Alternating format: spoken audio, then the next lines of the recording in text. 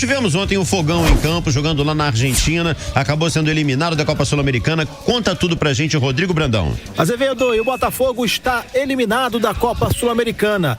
Essa eliminação veio depois da derrota para o Defensa e Justiça ontem à noite por 2-1, jogando na Argentina. Quem avança é a equipe do Defensa, que vai enfrentar o vencedor de LDU e São Paulo, que se enfrentam hoje na outra partida das quartas de final. O atacante Nicolas Fernandes fez os 2 gols da equipe argentina, sendo o destaque da partida. E o goleiro Bolonha fez o gol do Botafogo. A delegação desembarcou por volta das 4 da manhã no Aeroporto Internacional Tom Jobim. Cerca de 300 torcedores do Botafogo aguardavam o desembarque. Ouça só os gritos da torcida do Botafogo pela eliminação na Copa Sul-Americana.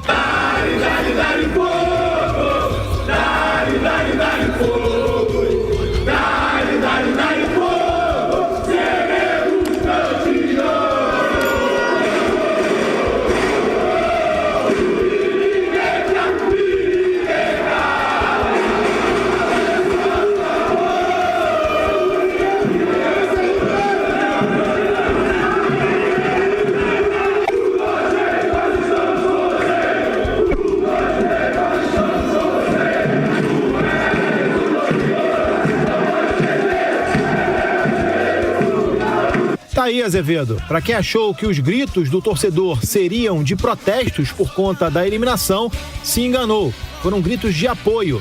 Esses torcedores se mobilizaram nas redes sociais, saíram de casa na madrugada, tudo para recepcionar com essa festa. Esse apoio do torcedor foi motivo de muitos elogios. Primeiro por parte do Botafogo, que na sua conta oficial do Twitter postou o seguinte, abre aspas, agradecimento à torcida alvinegra por todo o apoio no aeroporto. É o maior amor do mundo. Seguimos juntos, fecha aspas. Quem também elogiou a postura do torcedor foi o diretor de futebol André Mazuco. Ele disse, entre aspas, muito obrigado, torcida, pela maravilhosa recepção.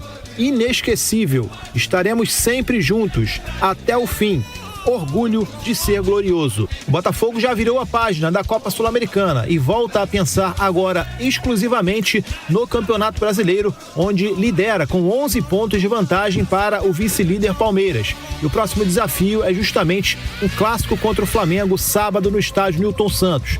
Para essa partida, o técnico Bruno Lage vai ter praticamente um dia de preparação. E é justamente o treino que ele vai definir a equipe para esse confronto pela 22ª rodada do Campeonato Brasileiro. A expectativa fica pelo aproveitamento ou não do atacante Tiquinho Soares, que deve começar os trabalhos com bola nos próximos dias e aí saberemos se ele estará à disposição do treinador para o clássico diante do rubro-negro. O Eduardo e o Vitor Sá, que não viajaram para a Argentina, se juntam aos demais jogadores e treinam visando esse duelo importante no estádio Newton Santos.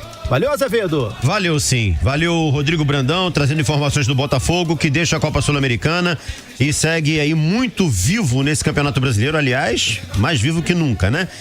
Eu acho que a reação da torcida no desembarque do Botafogo aqui no Rio, ela espelha bem esse momento do Botafogo. É claro que ninguém quer sair de uma competição, é óbvio que ninguém quer ser eliminado de uma competição.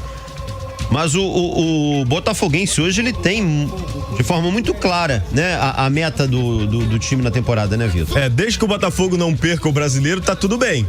Agora o Botafogo se coloca numa situação, já estava nela, né, mas agora ela é reforçada, de vencer o Campeonato Brasileiro, de ter a obrigação de sacramentar esse título. Porque se o Botafogo tivesse eliminado ontem o Defensa e Justiça, estaria a 3 jogos de um título internacional, que é legal também. Tá longe de ser prioridade, não é prioridade pra ninguém a Sul-Americana, a gente sabe disso, é uma competição secundária, mas é legal. O torcedor do Botafogo lembra com muito carinho do título da Conmebol de 93, por exemplo, né? E o Botafogo ontem perdeu a chance de 30 anos depois voltar a uma semifinal de competição internacional. Se tudo der certo, se o planejamento for seguido à risca daqui pra frente, o Botafogo dificilmente vai jogar de novo a Sul-Americana. Por quê? Porque o objetivo vai ser jogar Libertadores com frequência. E quem joga Libertadores não joga a Sul-Americana, a não ser que termine na 3ª posição do seu grupo. Então talvez tenha sido a última chance em um período curto de vencer essa competição e o Botafogo a desperdiçou. É pra se lamentar sim, é pra ficar chateado, mas obviamente sem terra arrasada. O Campeonato Brasileiro já tem jogo no final de semana, é momento de voltar o foco pro jogo contra o Flamengo porque o Botafogo tem noção do tamanho da responsabilidade que ele mesmo construiu ao abrir essa distância toda na liderança do campeonato. Olha aqui, a gente já tem a rapaziada participando aqui no chat do YouTube, e o Ricardo Augusto diz o seguinte: vocês partem da mesma ideia que não deve existir terra arrasada pela eliminação? Temos o Brasileiro 2023 encaminhado e estamos à frente do que seria o projeto, que era a vaga na Libertadores. Então, se o Botafogo não tivesse 15 pontos à frente, 11, 12 pontos à frente, normalmente a distância varia entre esses números, do segundo colocado, não seria legal ser eliminado da Sul-Americana. Não é legal em momento nenhum, mas não seria aceitável ser eliminado da Sul-Americana, porque em tese a vaga na Libertadores é mais fácil de conseguir do que a confirmação do título. O título só ganha um. Então o Botafogo teria sim uma obrigação maior de ser campeão da Sul-Americana. Agora, claramente o time não estava preparado para focar nas duas competições.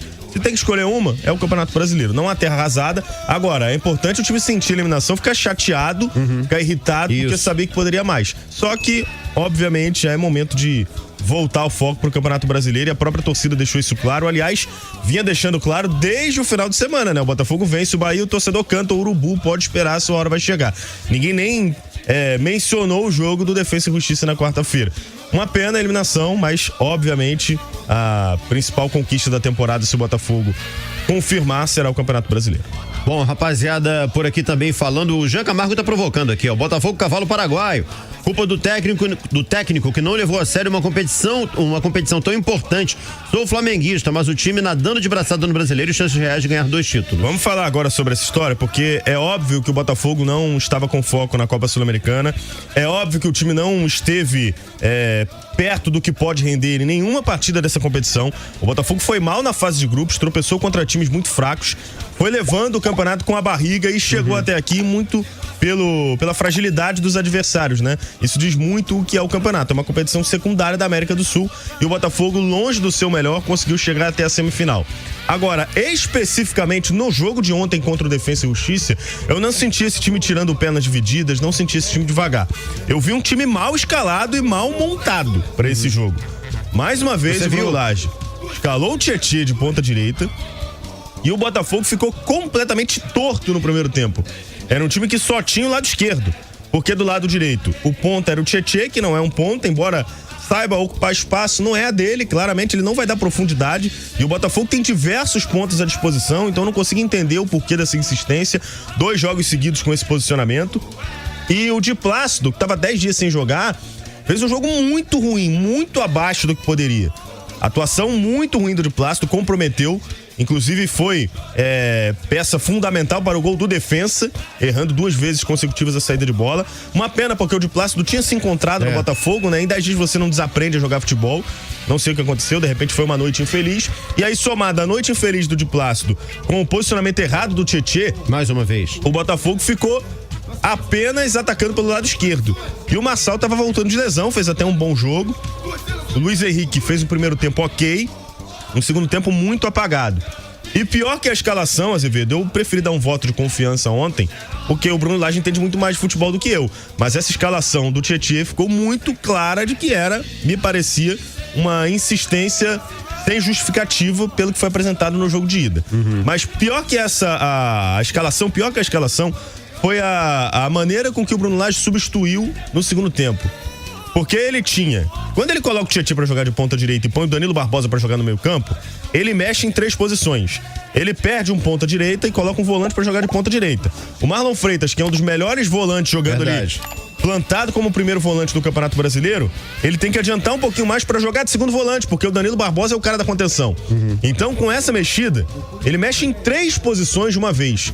E aí não há time que resista a uma modificação desse tamanho na espinha dorsal. Por mais que você use um time misto, você tem que respeitar as características dos seus jogadores. E vem dando certo há muito tempo, Pois é, e quando ele mexe em 3 peças de uma vez, com apenas uma substituição, ele simplesmente faz com que o Botafogo perca o que ele tem de melhor, que é a profundidade. O Botafogo é um time que joga pelos lados do campo o tempo todo. E aí o que acontece?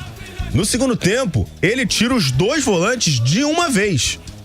Ele tira para botar o Tietê de novo pro meio campo e colocar o Segovinha para jogar ali na ponta direita. Ele tira o Marlon Freitas e o Danilo Barbosa juntos e põe o Tietê para jogar de primeiro volante.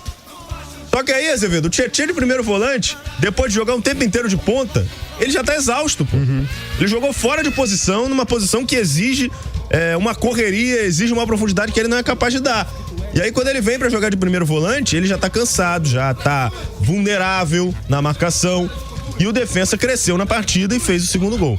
Então, assim, por mais que ele tenha usado um time misto, eu não vou condenar o Bruno Lage por ter poupado, por ter segurado alguns jogadores. Isso faz parte de um planejamento, né? A rotação. O Botafogo montou um elenco grande e um elenco homogêneo justamente para utilizar as mais diversas peças durante o jogo.